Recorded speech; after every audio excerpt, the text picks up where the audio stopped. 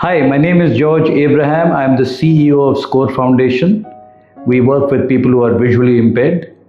A few years ago, I had the privilege of running into a gentleman called Dhruv Lakra at a conference, and he ran Miracle Couriers, which was totally manned by people who were deaf.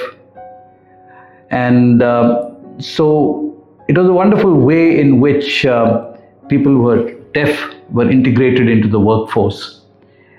It's often talked about the BPO industry being someplace where blind people could be working because it's essentially a voice service, and that's fantastic. That is definitely true, and there is a certain certainty about the possibility.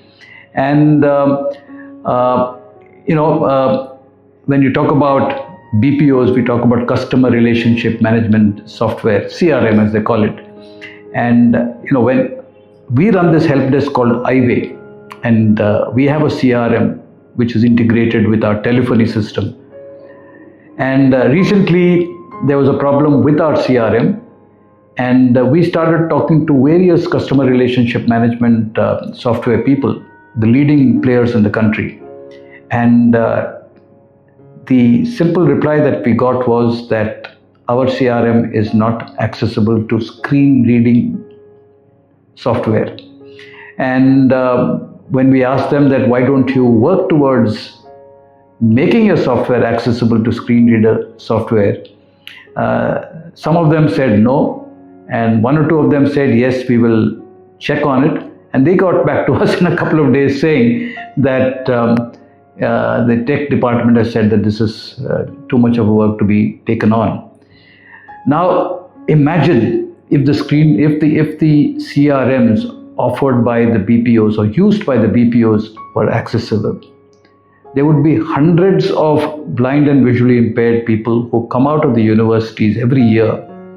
It's a clean path to employment.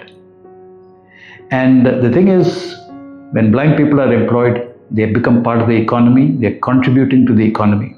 And while they work, they would be contributing to the industry, and what they earn, again, it's an asset for the economy. So I fail to understand why corporates like these CRM vendors